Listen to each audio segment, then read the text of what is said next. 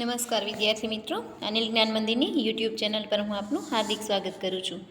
આ વિડીયોમાં હું તમને ધોરણ 7માં ગુજરાતી વિષય એમાં ચેપ્ટર 10 વલયની અવકાશી સફર એમનો પાર્ટ 1 છે એ આપણે જોઈ ગયા.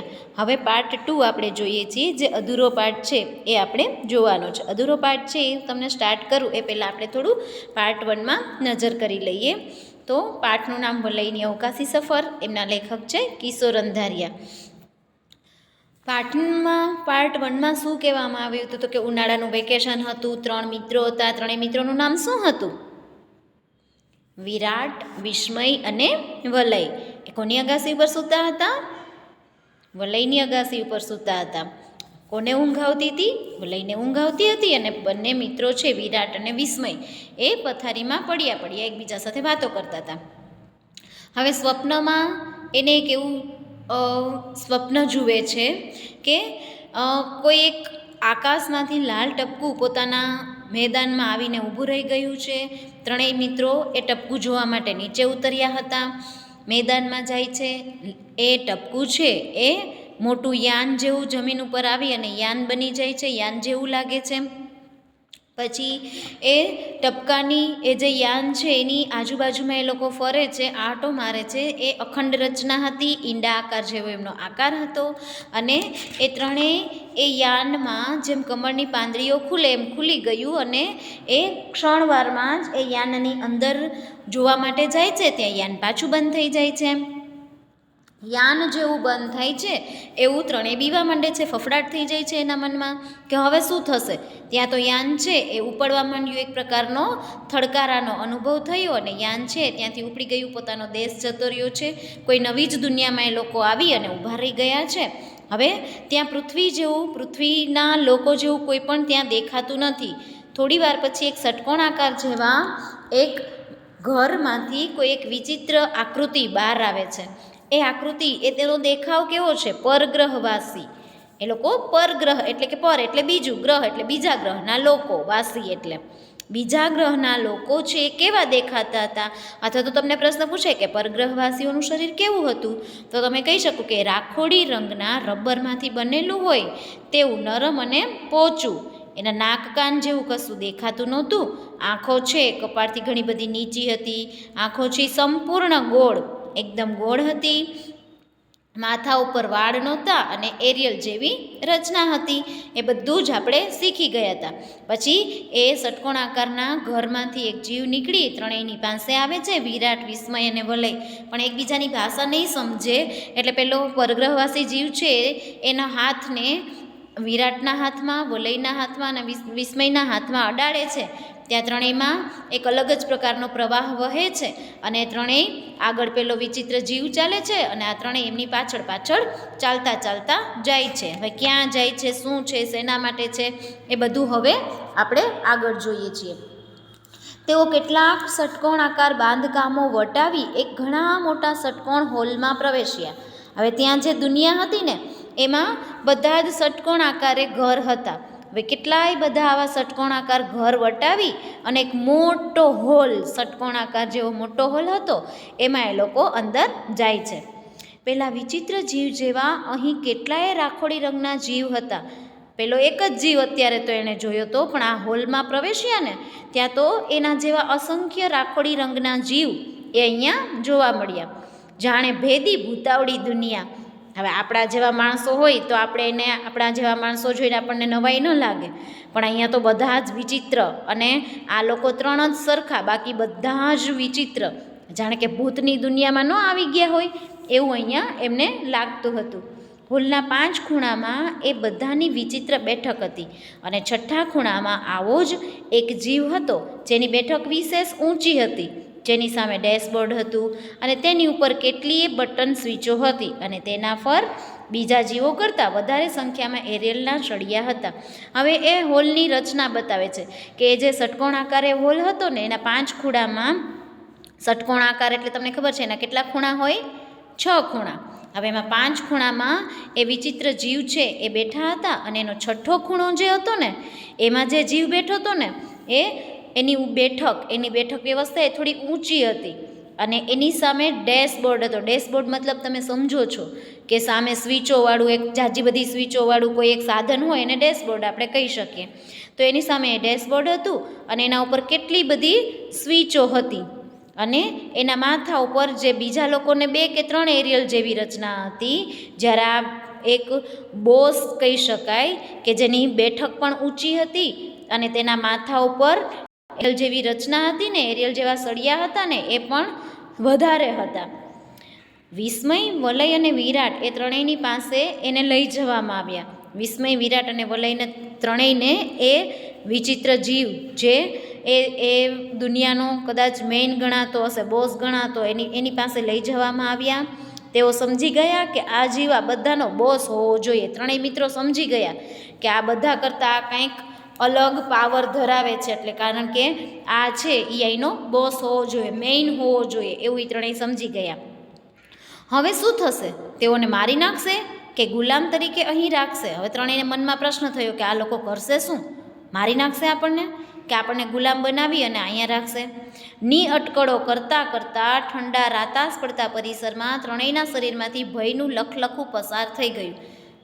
ચિંતા તો થવા માંડે ને, ત્રણેયને ખૂબ ચિંતા થઈ ગઈ કે આ લોકો આપણને મારી નાખશે કે આપણને અહીંયા જ રાખશે, આપણા દુનિયામાં આપણને પાછા જવા જ નહીં દે. ત્રણેય બિચારા રાતારંગના પ્રવાસની દુનિયામાં, રાતારંગનું જે આખું હતું પરિસર, એની દુનિયામાં એ પોતે આખા ભયભીત થઈ જાય છે પોતે.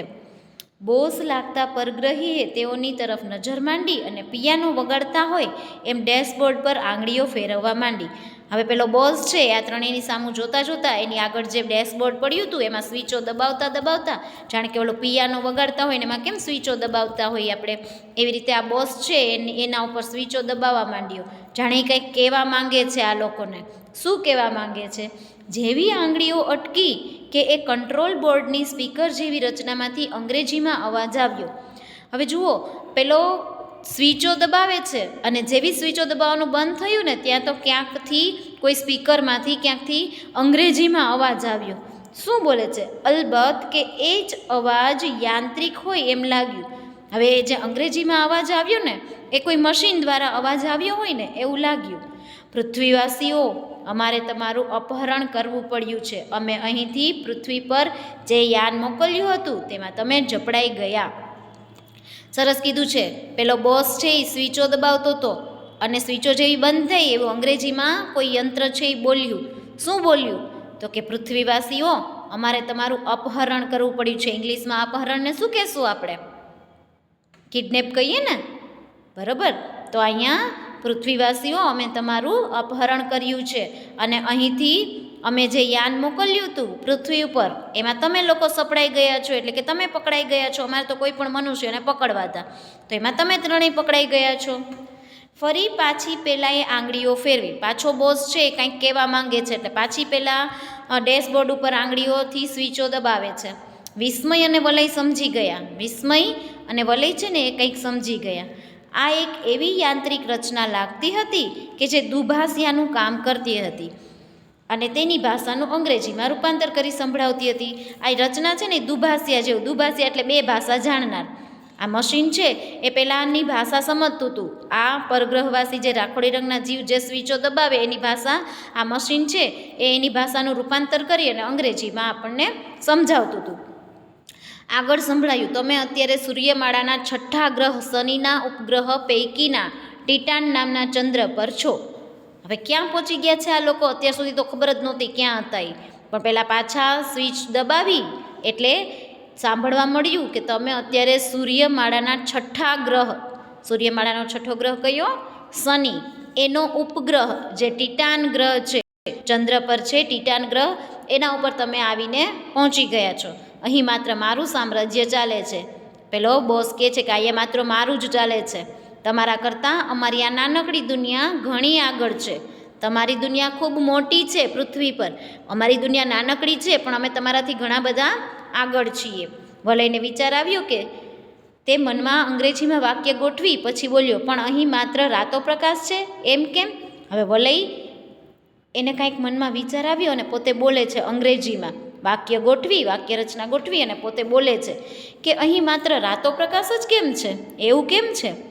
ત્યાં તો થોડી વારમાં પેલા બોસે જવાબ આપ્યો, સ્વિચો દબાવી એટલે અંગ્રેજીમાં પાછો જવાબ મળ્યો. થોડી વારમાં તેમાંથી વિચિત્ર યાંત્રિક અવાજ આવ્યા. પછી બોસનો ઉત્તર સંભળાયો, શનિના ગ્રહ કરતાં વલયો છે એ તો તમે પૃથ્વીવાસી પણ જાણતા હશો. શું કીધું છે આપણને? શનિના ગ્રહ ફરતા શું આવેલા છે? વલયો આવેલા છે. એ આપણે જાણીએ છીએ. તમે જો સૂર્યમંડળનું બધા જ ગ્રહો વિશે જાણતા હોય તો તમને ખ્યાલ હોય કે શનિનો ગ્રહ એવો ગ્રહ છે કે જે સૂર્યથી ઘણો દૂર છે અને એના ફરતે વલયો આવેલા છે.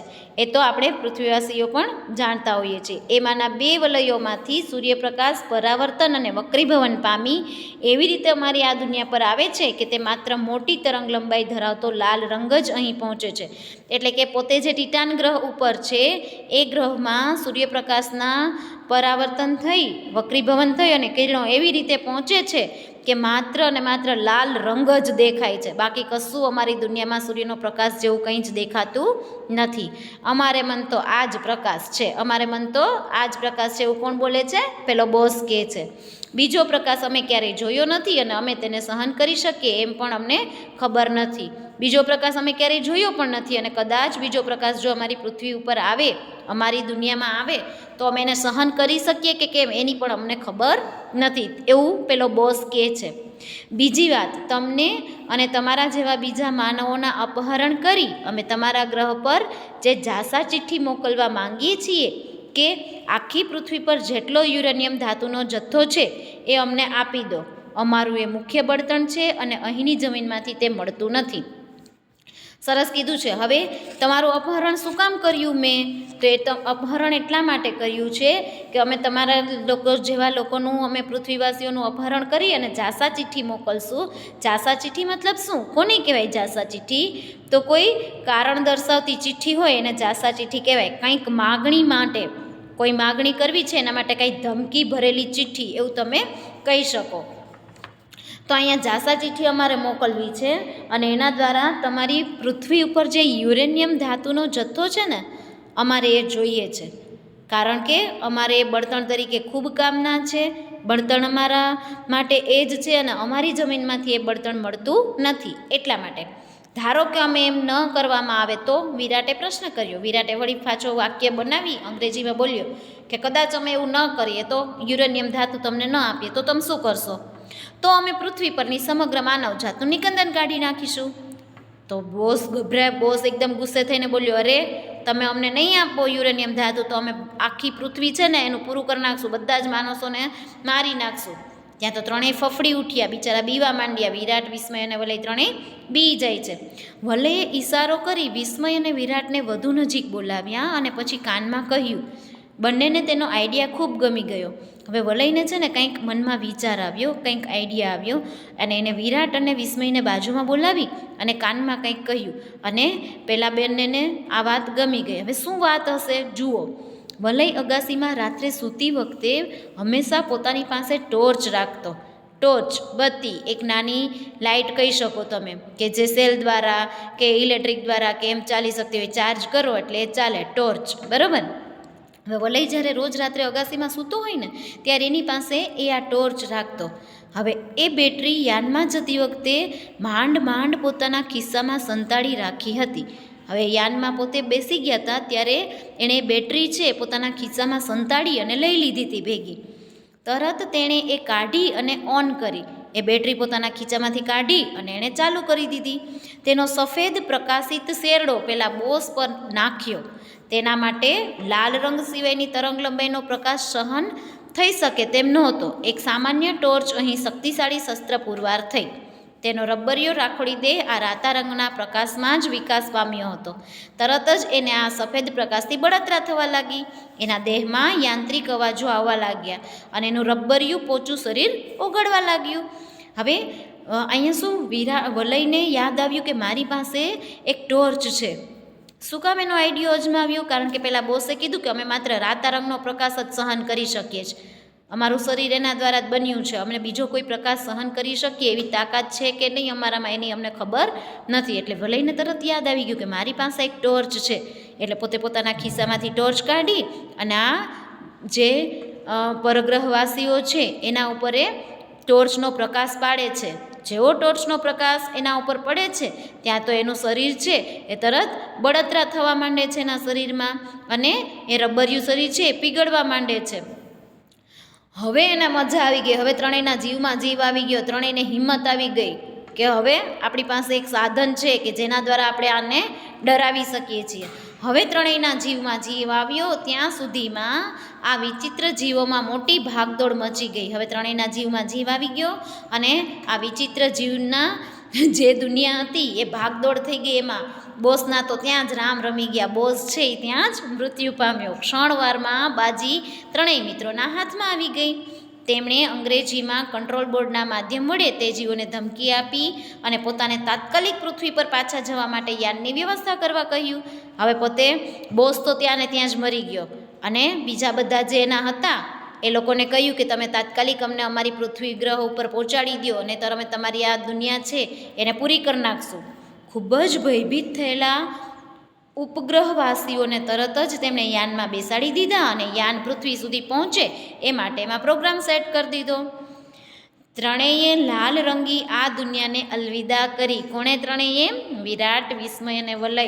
એ ત્રણેયે આ લાલ રંગની દુનિયાને વિદાય કરી, અલવિદા કરી અને પાછા પોતે પોતાની દુનિયામાં પૃથ્વી ઉપર પોતાના ઘરે પાછા પહોંચી જાય છે. વલયે પોતાની બેટરી ફરી હાથમાં લીધી અને હવે અહીંયા એનું સ્વપ્ન પૂરું થઈ છે. સ્વપ્ન અહીંયા પૂરું થાય છે. અગાસીમાં સૂતેલા વલયને એના મમ્મી ઢંઢોળી રહ્યા હતા. કોણ સ્વપ્ન જોતું હતું? ખ્યાલ આવ્યો? વલય જોતો હતો. અગાસીમાં સૂતેલા વલયને એના મમ્મી ઢંઢોળતા હતા, એટલે કે ઊઠ ઊઠ અને જો કેટલો દિવસ ચડી ગયો, તારા બેય ભાઈબંધ ક્યારના ઉઠી અને એના ઘરે ચાલ્યા ગયા ને આમ બેબાકડો થઈ બેટરી હાથમાં લઈ શું કરે છે?